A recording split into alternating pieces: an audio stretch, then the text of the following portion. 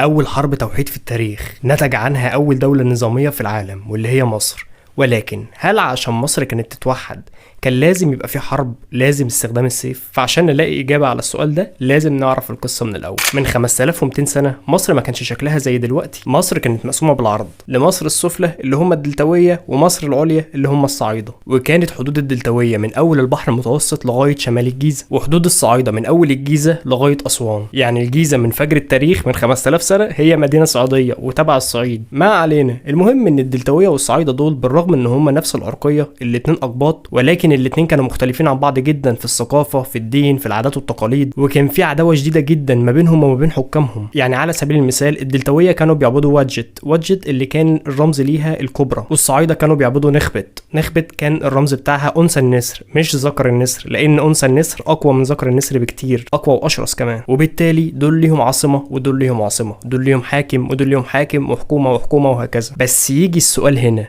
ليه اصلا يحصل انقسام بين المستقرين على ضفاف وادي النيل؟ ليه يبقى فيه دلتاويه ويبقى فيه صعايده؟ المعلومه اللي في ناس كتير قوي مش واخدين بالهم منها ان بيئه وطبيعه وغذاء ومناخ الدلتا مختلف تماما عن الصعيد، بل ان كمان هتحصل طفرات وتنوع جيني للشخص الدلتاوي عن الشخص الصعيدي، والعكس صحيح تماما. بالرغم من ان هما الاتنين نفس الاصل، نفس الاجداد، نفس العرقيه، هما الاتنين اقباط، ولكن التاقلم على ظروف الدلتا اخرجت لنا الشخص الدلتاوي، والتأقلم على ظروف الصعيد خرجت لنا الشخص الصعيدي.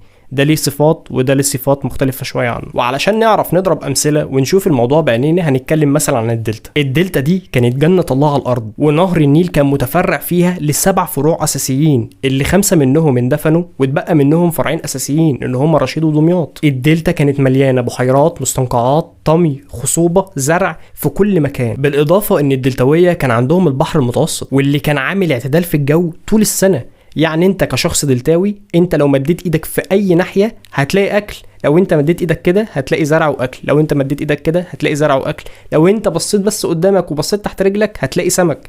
ففي كل الاحوال كانت بيئة الدلتا غنية جدا جدا جدا. ولكن لما هنيجي نتكلم عن الصعيد، فالصعيد محاصر من اليمين ومن الشمال بالصحراء، صحراء شرقية وصحراء غربية، وده اللي صنع للصعيد المناخ القاري القارس. يعني في الصيف حر جهنم، وفي الشتاء برد رصرصة تلج. بالإضافة بقى ان انت طول ما انت ماشي على طول الصعيد انت بيقابلك جبال وصخور ومناطق وعرة وطرق وعرة، فكانت طبيعة الأرض أصلا في الصعيد مختلفة تماما عن طبيعة الوديان اللي موجودة في الدلتا. يعني في الصعيد ما كانش في أرض صالحة للزراعة إلا على شريط وادي النيل فقط. وبالرغم من خلافات الدلتاوية والصعايدة ظهر لنا الأسطورة الصعيدي الأقصري الملك مينا نارمر، صاحب الطموح اللي بعد كده هيوحد الدولة دي وتبقى أول دولة نظامية في التاريخ. الملك مينا نارمر الراجل الأقصري المحترم حاكم الصعايدة مصر العليا كان عايز يوحد الشعب ويجمع القوة والموارد ويعمل جيش عملاق. فالموضوع كان في البداية موضوع دبلوماسي، وكان في تواصل بين الملك مينا نارمر وبين ملك مصر السفلى. والملك مينا وصل لملك الدلتاوية بأنه هو عايز يوحد البلاد ويضم الإقليمين على بعض